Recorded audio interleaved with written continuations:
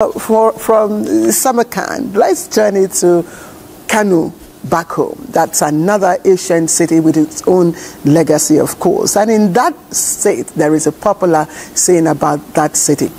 My Hausa is not fluent, but I'll try.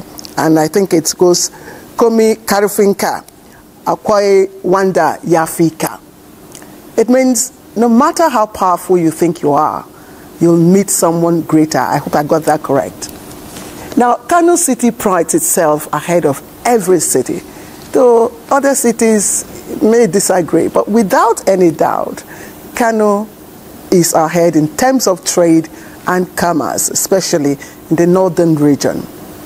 But then, Abdullahi Mohammed hits the road to discover another aspect that makes Kano thick.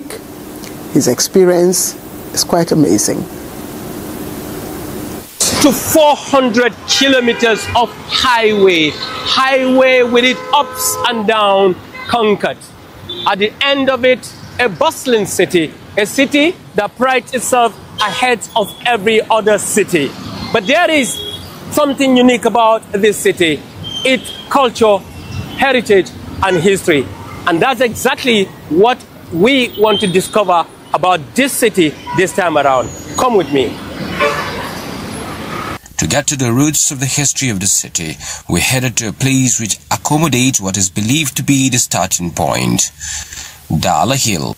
A hill bearing the brunt of climate change, but taking a pride of place in the annals of history. That Dala you are hearing was nicknamed after a hunter who reside beside Dala. From Dala, the majestic palace of the Emir of Kano, imposing its magnitude. From every nook and cranny, the architectural wonders of northern Nigeria adorns. What lurks around the walls and roofs of the palace, a chronicle of those who held sway, and the breathtaking civil engineering of the greatest builders in the class of Babad Angwani. Muhammad happened to become the Emir, the king of Kano, in 1463.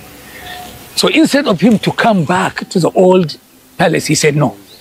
It could not accommodate him. So he decided to build a new palace. But just when the thrilling encounter with the majestic palace lasts, the drums and trumpets began to fill the air with a rhythm only for the kings. A mini Durbar taking center stage. In ceremonial mood, the costumes, the envy of the rainbow. The horses like the great warriors Barbushe, Ibrahim Dab and Aliu Babba, who fiercely stood against the colonial invaders. The city gates have always served as security, but their names also remain significant. There were 13 gates across the old city wall, the wall that surrounds the old city of Kano, with subsequent ones added, like Sabor Kofa here, which was established in 1933. Each of these gates have names that chronicle what happens during the period of establishing those gates. Kofa Mata, key in the chronology of the city gates, but most importantly, it still retains a cluster of the oldest dye pits, which places Kano among the oldest textile hub.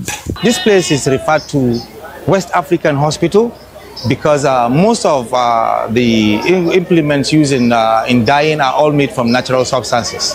So the fermentation of the water as a result of dyeing, they use it to cure various diseases like skin disease. Resting the pen while inscribing the heritage of the people of Kano would be like abandoning a critical part of history. The history of Gidam Makama is like the icing on the cake. The architecture, amazing. But most amazing are the artifacts being preserved. It's a 15th century building that was built in 1440 by Abdullahi Burja, who eventually gave it to his grandson, Muhammad Rumfa. An art gallery in the middle of the city also joins the tripod in keeping the heritage on the tracks of posterity. Rounding off the move to set on a new pedestal the heritage and culture of the descendant of Dabo, as the streets of Kano, like most cities in northern Nigeria, bustling with rising investment and huge opportunities, especially in agriculture. but an ugly trend. A trend that needs swift attention and action.